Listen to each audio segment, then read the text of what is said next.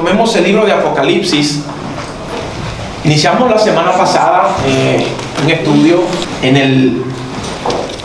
acerca de las iglesias, de las 7 iglesias, el mensaje a las 7 iglesias. Hoy quiero tocar algunos puntos que no tocamos el jueves y extenderme a otros textos que no hablamos. Amén. Así que vamos a hablar de Apocalipsis. Apocalipsis.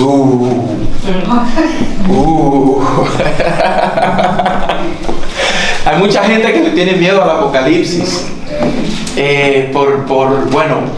Porque muchos creen que significa Apocalipsis destrucción, lo cual no significa destrucción. Otros porque tiene muchos simbolismos por el estilo de escritura en el que se escribió y por todo el significado también que trae. Amén. Hoy vamos a tener una pequeña introducción acerca de algunas cosas, pero vamos a enfocarlo sobre todo a lo que son las iglesias. Así que quédese con su Biblia en las manos. A modo de introducción, quiero decirles que el libro de Apocalipsis fue escrito por Juan, el apóstol Juan, hermano de Jesús, el discípulo amado de Jesús. Dice que él era quien se recostaba en el seno de Cristo.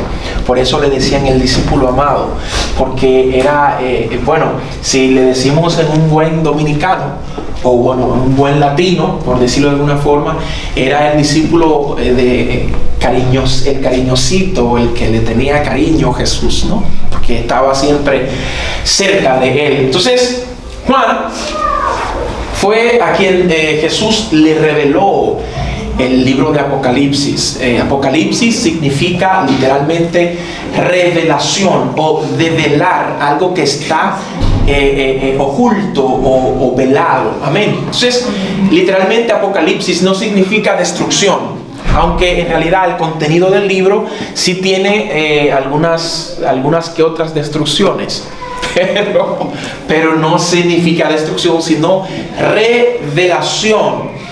El libro de Apocalipsis fue escrito aproximadamente 96 años después de la muerte de Cristo. O sea, 96 años, en el año 96 aproximadamente de nuestra era.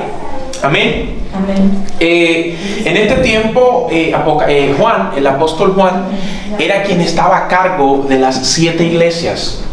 Y este hombre era quien llevaba, ¿no?, encima el manto de la iglesia. Y este hombre era tremendo en Dios. Dios tenía cosas muy poderosas en su vida.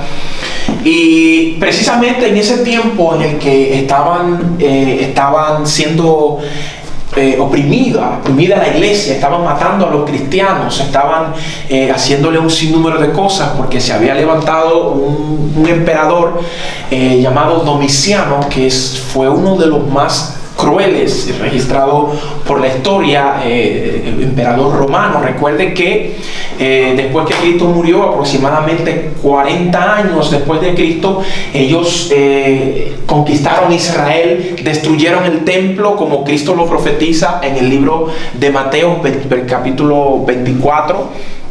Entonces, ¿qué pasa? Empieza una persecución allí, y en esta situación es que Juan está. En esta situación es que la iglesia nace. En esta situación es que la iglesia crece. Porque cuando los emperadores o el emperador o el imperio romano mataban a un cristiano, entonces se convertían 3 o 4, porque veían la gloria del Señor a través de Pablo, a través de Pedro, a través de Juan. Y esto era algo impresionante. Y para esta ocasión, Juan es el último discípulo en pie, y trataron de matarlo, trataron de hacer un sinnúmero de cosas con él y no lograban matarlo. Les comentaba la semana pasada que incluso cuenta la historia que prepararon una caldera grande llena de aceite y lo echaron en ella para matarlo, para destruirlo, y salió ileso de allí. Todas las formas que pudieron utilizar para destruirlo, no pudieron hacerlo. Así que ellos optan por enviarlo a la isla de Patmos. La isla de Patmos era un lugar donde enviaban a los presos ya desahuciados totalmente, presos que estaban, que tenían cadena perpetua, por decirlo de alguna manera. ¿Por qué? Porque ellos dijeran, bueno, ahí está este viejo, ya hay que mandarlo para allá, para que ya no predique más, para que ya no haga más alboroto. Porque cuando esta gente abría la boca, había algo fuerte de parte de Dios. En las ciudades donde iban, los países que conquistaban, siempre implantaban, pero no implantaban con palabras, sino con el poder de la manifestación de Dios. Amén. Porque esta era la diferencia. La diferencia de estos hombres era que andaban con el mismo Espíritu de Dios. Esto era lo que hacía el boom y la diferencia en ellos. Y a la misma vez eran hombres humildes. En esta ocasión, Juan, en la isla de Patmos, Dios le preserva la vida porque tiene la intención de revelarle acontecimientos escatológicos o de final de siglo. En esta noche no nos vamos a enfocar en todo el final, pero nos vamos a enfocar en la iglesia, en el mensaje a las 7 iglesias. Cabe destacar que el mensaje a las 7 iglesias es un mensaje a la iglesia universal, tanto de todas las partes del mundo como de todos los tiempos. Cuando el Señor le escribe a Juan, le habla a Juan para que escriba, no solo le está hablando a la iglesia bajo las situaciones que estaban viviendo en ese momento, sino que le escribe a las 7 iglesias para que fuera algo. Por eso siempre dice: el que tiene oído, escuche lo que el Espíritu dice. Quiere decir que también es para la iglesia de este tiempo y la iglesia de todos los tiempos, hasta que llegue el día del arrebatamiento. Entonces ahí se acaba el tiempo de la iglesia y de lo que Dios le habla en el Apocalipsis para su casa, para su iglesia. Amén. Amén. Vamos a leer el capítulo 2, algunos versículos del capítulo 2 de Apocalipsis. Por favor, vaya conmigo y vamos a ir interpretando qué está pasando allí y qué mensaje Dios quiere darle a las iglesias, porque hay un mensaje escrito allí, hay un mensaje que tenemos que decodificar. Amén. Amén. Y yo quiero que vayan conmigo. Amén. Vamos a ir leyendo y automáticamente vamos a ir comentando acerca de lo que dice la palabra del Señor. Dice: escribe al ángel de la iglesia en Éfeso. Aquí, cuando menciona la palabra ángel, se está refiriendo directamente al pastor de la iglesia, al líder de la iglesia. Fíjese que cuando Dios le va a reclamar en la iglesia a alguien, le va a reclamar a la persona quien tiene la responsabilidad de llevar la grey de Cristo.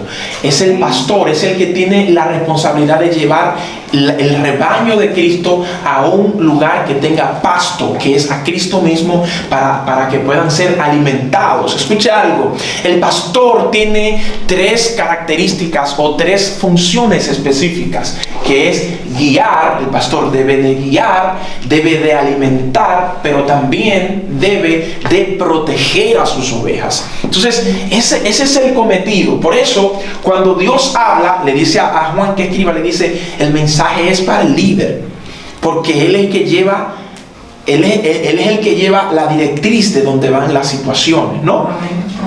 Dice: el que tiene las 7 estrellas en su diestra. Cuando habla de estrellas, si usted lee un poquito más atrás, se dará cuenta que cuando se habla a estrellas, se está hablando a pastores también, porque describe a la iglesia, a las iglesias, como candeleros, y a los pastores como estrellas o como ángeles. En este momento le está diciendo: el que tiene las 7 estrellas en tus manos. Cuando hablamos de mano, la diestra es la mano derecha, es la mano que representa poder, es la mano que representa autoridad, es la mano que representa fortaleza. Y cuando él dice: yo tengo las 7 estrellas o los 7 pastores de la iglesia, él está diciendo: están bajo mi autoridad, dependen de mi poder, y yo las cubro, y yo las he encomendado, y yo también, como las he encomendado, las respaldo con mi diestra. Amén. Amén. Con mi brazo fuerte. Dice: el que anda en medio de los 7 candeleros de oro, dice esto.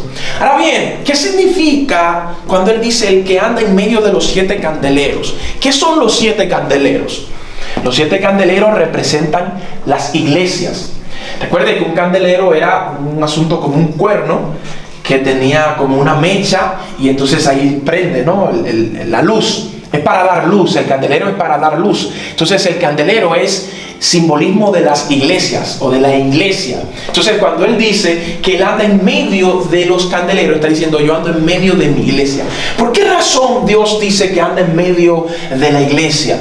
Eso es importante que nosotros comprendamos esto, porque a veces hay situaciones que se dan en medio de las iglesias, en medio de nosotros como hermanos, que son difíciles, que son un poco a veces inexplicables. Y Dios está diciendo, yo estoy viendo lo que está pasando en la iglesia. Hay iglesias que son pobres quizás en espíritu, o hay iglesias que han sido quizás engañadas, o hay iglesias que han pasado por dificultades sociales o dificultades entre los mismos hermanos. ¿Y qué es lo que Dios está diciendo? Yo estoy en medio de mi iglesia y yo estoy viendo lo que está pasando. Tú no estás exento, Dios no está exento de lo que está pasando. Dios conoce cada miembro, Dios conoce cada situación y Dios sabe y tiene el control de lo que pasa en sus candeleros. Gloria a Dios.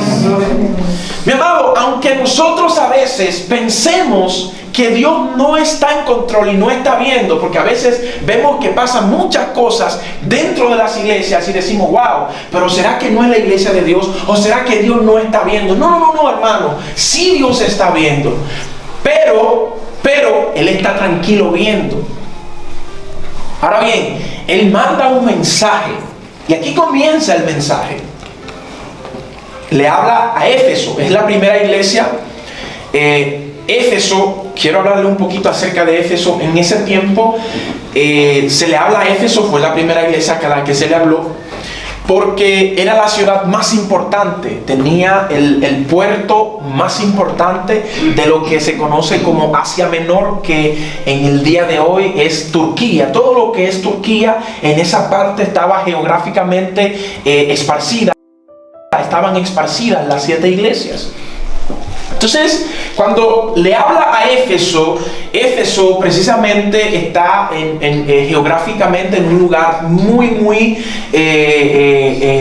específico. Es un lugar donde llegaban muchas filosofías de religiones, por ser un lugar donde embarcaban y desembarcaban. Recuerde que por el agua era la forma de comunicación que había más utilizada de país a país. Y entonces había mucho flujo de gente, había mucho flujo de muchas cosas, aparte de que Éfeso era llamada la madre de la diosa Diana, porque también allí había mucha idolatría, allí estaba la cuna de lo que es el prenocticismo, y había muchas doctrinas raras. Entonces, en medio de todo esto también había lo que era satanismo, personas que le servían y hacían culto a dioses y a Satanás. Entonces, en medio de todo ese ambiente es donde se está criando o donde está creciendo la iglesia.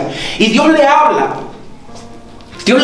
y le dice, yo conozco tus obras. Dios sabe. Y es un mensaje, quiero que sepa algo, no es un mensaje solo para el tiempo de Éfeso, es un mensaje que Dios habla ahora, porque todas estas situaciones que se dan en el Apocalipsis, en las 7 iglesias, son situaciones que se vienen repitiendo. Y es un mensaje que Dios le habla y nos da directrices para saber cómo actuar, qué hacer en las situaciones que se dan. Y Dios le dice, yo conozco tus obras y tu arduo trabajo y paciencia. Dice, y que no puedes soportar a los malos, y has probado a los que se dicen ser apóstoles y no lo son. Vamos por parte. Aquí está hablando y le dice, yo conozco tus obras. Parece que ellos hacían buenas obras. Dice, y tu arduo trabajo y paciencia. Parece que esta gente no cesaba de trabajar para Dios. No cesaba de hacer buenas obras. No sé, quizás, ¿qué le podríamos llamar en ese tiempo? Buenas obras, ayudar a las viudas con sus familias, con sus hijos. Pues quizás sus padres habían ido a la guerra, morían, o quizás habían pasado cualquier cosa, ayudar a los ancianos, a las ancianas, a los mendigos, qué sé yo. Hay tantas cosas que se podían hacer. Y dice que ellos hacían el trabajo, ellos hacían la obra. Y dice que, y conozco tu trabajo, tu paciencia, y que no puedes soportar a los malos. ¿Por qué habla de que no puedes soportar a los malos? Aquí se ventila que aparentemente habían llegado personas malas dentro de la iglesia. Dentro de la iglesia. Ojo, se le está hablando a la iglesia, no fuera de la iglesia. Entonces dice: y has probado a los que dicen ser apóstoles y no lo son, y los has hallado mentirosos.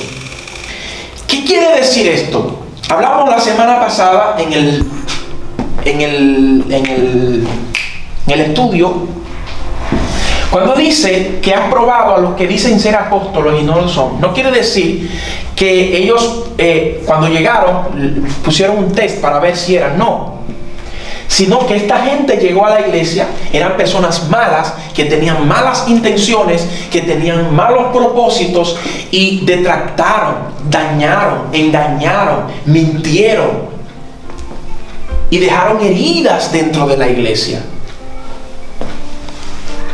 Y ellos saborearon ese sabor, el sabor del engaño, el sabor de personas que vinieron para hacer daño a la iglesia. Y él dice: y los has hallado mentirosos.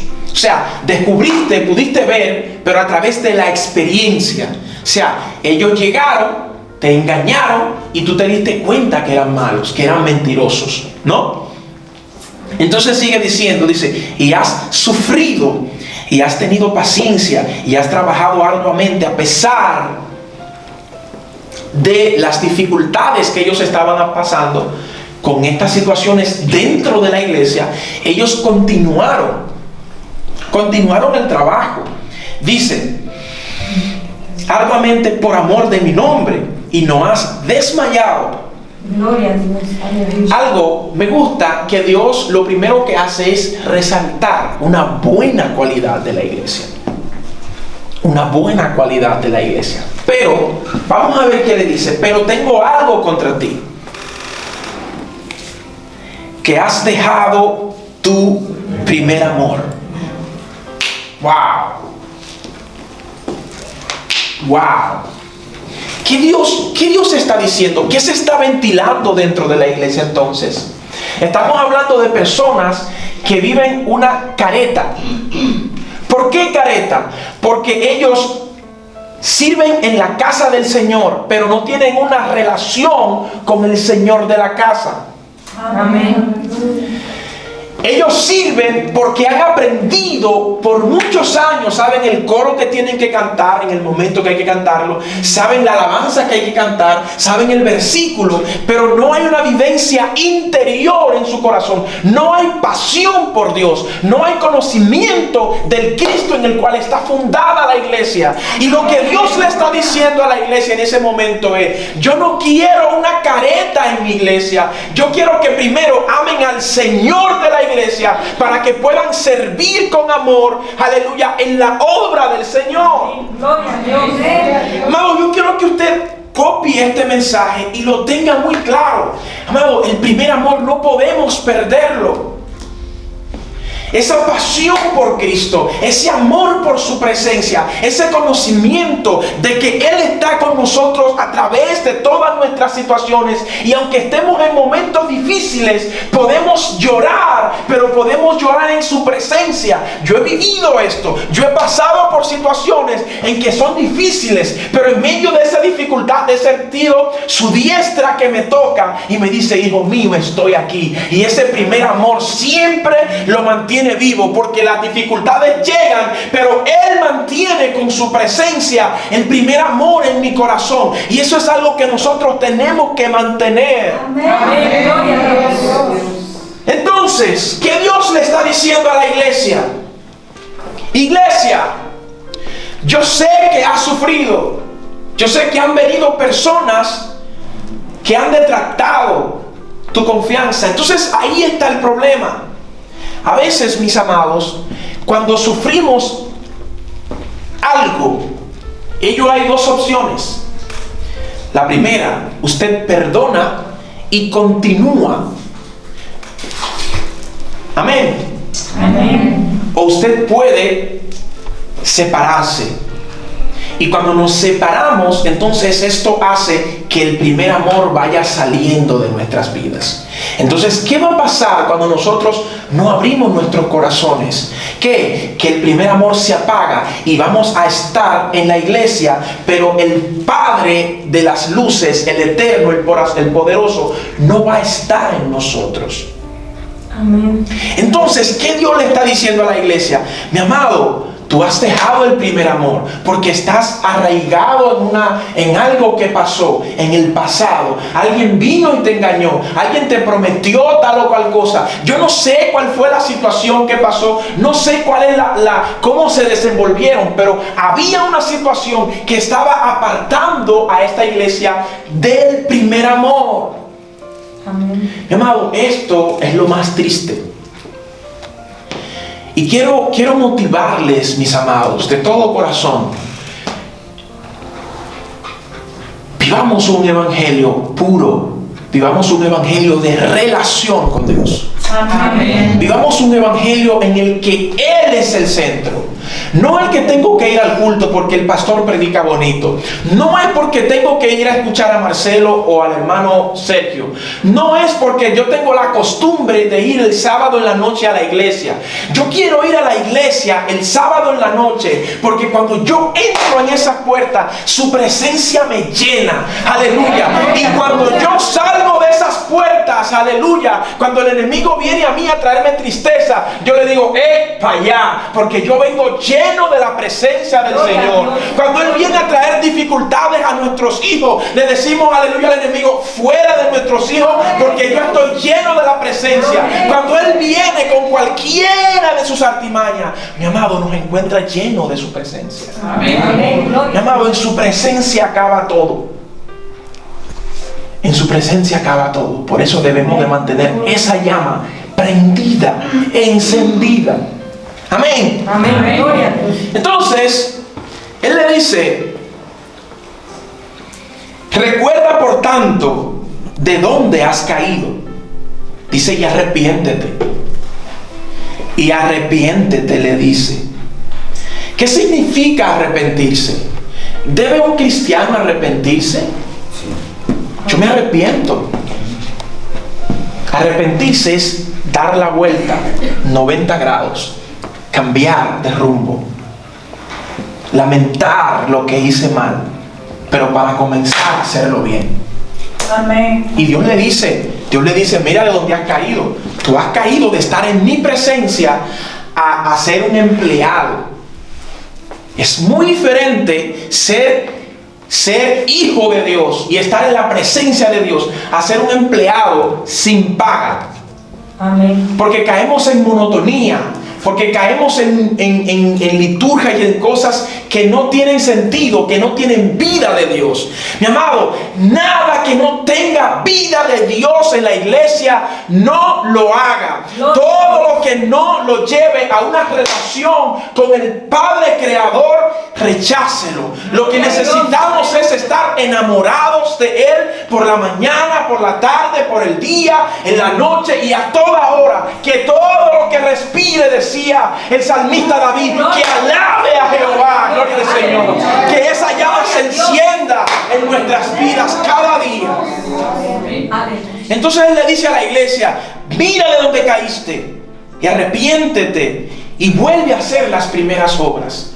Ahora bien, vamos a lo mismo. Ellos estaban haciendo las mismas obras que estaban haciendo antes. Lo único que ahora no la estaban haciendo por el amor, sino por compromiso. Si usted se da cuenta, no es lo mismo trabajar con amor que trabajar por compromiso. Porque cuando trabajas con amor lo haces con pasión, lo haces con gozo, lo haces con wow, Dios está allí. Y Dios prospera todo lo que haces cuando lo haces en su presencia. Amén. Gloria a Dios. Todo, mi amado, todo, todo. Entonces, esto es lo que tenemos que buscar. Quiero que pasemos al versículo, 8. 8, vamos al 8 rápidamente. Y dice, vuelve otra vez. Y dice, escribe al ángel de la iglesia. A ver cuánto tiempo tenemos. Escribe al ángel de la iglesia en Esmirna.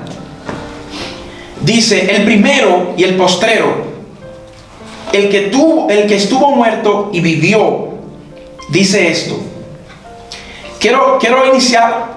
Él vuelve a lo mismo. Él le habla al ángel de la iglesia, o sea, al pastor de la iglesia, al líder de la iglesia, ¿no? Y le dice, el primero, el postrero. Ahí él se está presentando como quien él es. El alfa y el omega, el principio y el fin. O sea, yo soy el eterno Dios. Yo soy quien te está hablando. Jesucristo pone su firma allí. Y está diciendo, claro, ¿quién soy? Bien, yo soy el que te tengo con mi diestra. Yo soy el que camino en medio de las iglesias y veo lo que está pasando. Yo soy el que sé las cosas y por eso vengo a darte directrices para que tú no te salgas ni a la derecha, pero tampoco a la izquierda. Mi amado, porque si leemos la palabra, nunca, por torpe que seamos, nos vamos a extraviar.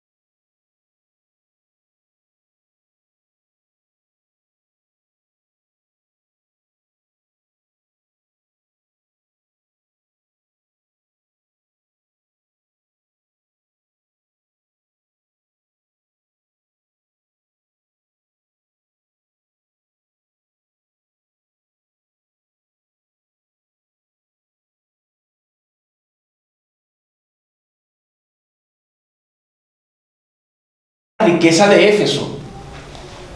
No tenían. Y aparte de que eran pobres, vivían huyendo. Con sus hijos, con su familia. Oye, nos están buscando, nos van a matar, nos van a apedrear, nos van a apuñalear, nos van a llevar a los leones. Constante. Yo creo que ustedes ninguno ha vivido eso todavía. ¿Verdad que no?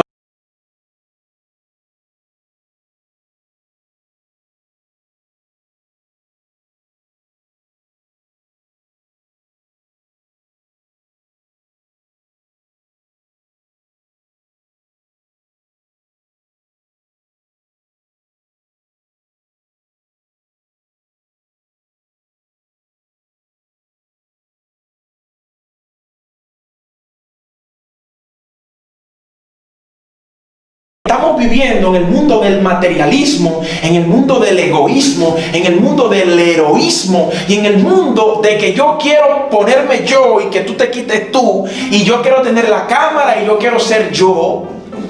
Mi amado,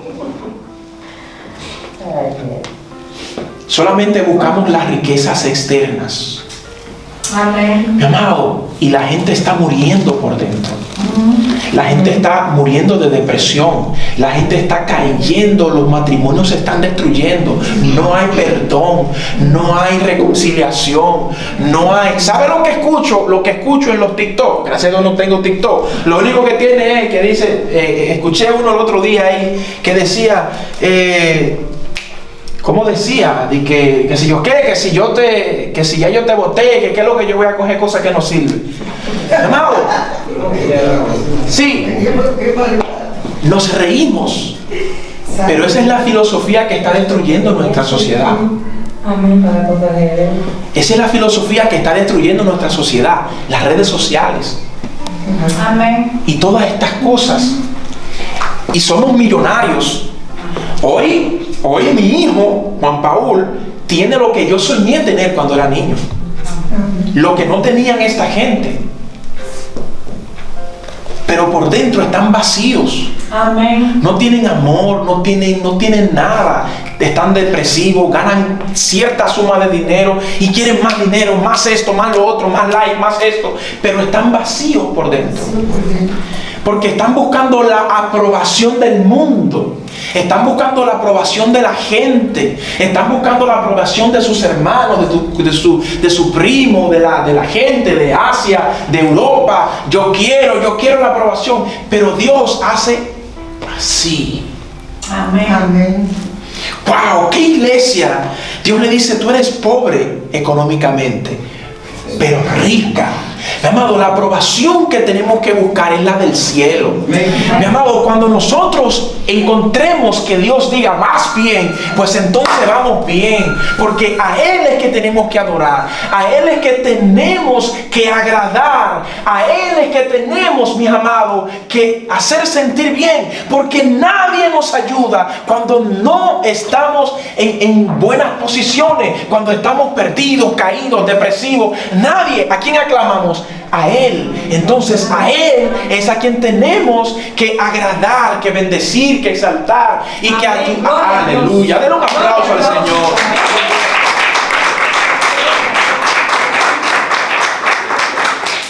Entonces podemos decir que Esmirna no estaba enfocada en los views del YouTube o del Instagram, pero estaba enfocada en el view del cielo. Amén. Esa es la importante, mi amado. ¿Cómo estamos internamente con Dios? Hay engaño, hay odio, hay resentimiento, hay dejadez. ¿Cómo estamos por dentro? Eso es lo que Dios está viendo en la iglesia. Y eso es lo que les está hablando. Es un mensaje a la conciencia. Es un mensaje a la conciencia que Él envió hace 2000 años y hoy nos habla todavía. Gloria a Dios. Entonces sigue diciendo: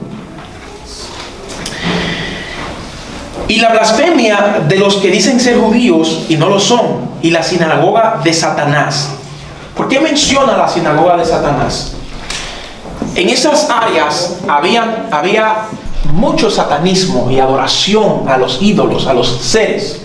Entonces cuando él menciona esto, él lo está hablando claro. O sea, a pesar de que tú eres pobre económicamente, a pesar que estás siendo asediada, matada, perseguida, y no solamente esto, porque esa es una batalla física, tienes una batalla espiritual, porque hay templos dirigidos a dioses y a Satanás cerca de donde tú estás, y aún así tú te mantienes. Gloria a Dios. Mi amado, ese contexto es el que estamos viviendo hoy. Aleluya. Gloria a Dios. Es el contexto que estamos viviendo hoy. ¿Cuántas doctrinas no hay aquí? ¿Cuántas religiones